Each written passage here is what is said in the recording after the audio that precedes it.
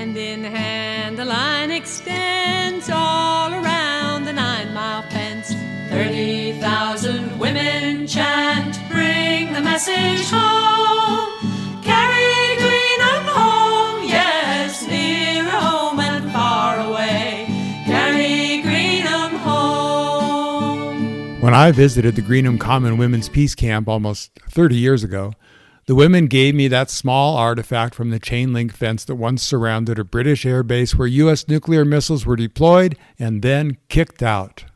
From 1981 through the year 2000, women committed to nonviolent action to end the threat of nuclear war camped outside the gates of the Royal Air Force Base at Greenham Common, despite violent intimidation and repeated evictions, hundreds of arrests, and multiple jail terms.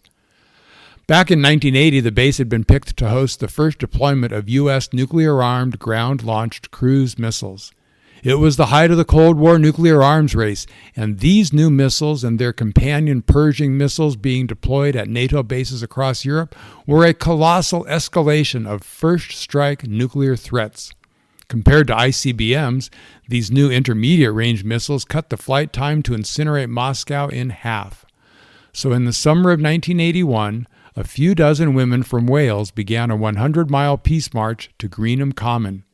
When they arrived in early September, 4 of the women chained themselves to the fence. Guards taunted them to stay as long as you want, so they did. The first missiles would not arrive until late 1983, but the women's audacious action and its mission proved a contagious idea. Soon, women across generations and backgrounds flocked by the hundreds to join the peace camp, now at all 8 gates into the base. Guided by feminist principles, they organized themselves without hierarchy and without designated leaders who could be targeted by police and the hostile media. Allied peace camps sprang up at bases across Europe and in the U.S. The major demonstrations at Greenham created iconic images of feminist war resistance. In December 1982, the 30,000 women that Peggy Seeger sings about joined arms to embrace the base, fully encircling it while other women cut the fence and occupied the missile bunkers under construction. The next April, 50,000 people formed a 14-mile human chain connecting Greenham to the nuclear bomb factories at Aldermaston and Burfield. And in October, just days before the first missiles arrived, 400 women cut down over 2,000 yards of that 9-mile fence, and nearly 200 were arrested. Despite media silence once the missiles had arrived, the women persisted. The nuclear war planners had imagined that mobile convoys of cruise missile launchers would blend into the countryside, their location hidden from the Soviets. But the fact that women were camped at the gates, primed for action and working with Cruise Watch, a network of civilian spotters, made sure that the location of each and every one of 68 convoys that roamed the Salisbury Plain from the spring of '84 to the summer of 1990 was known to the world. Women sometimes cut through the fence to damage and occupy convoy vehicles before they even left the base.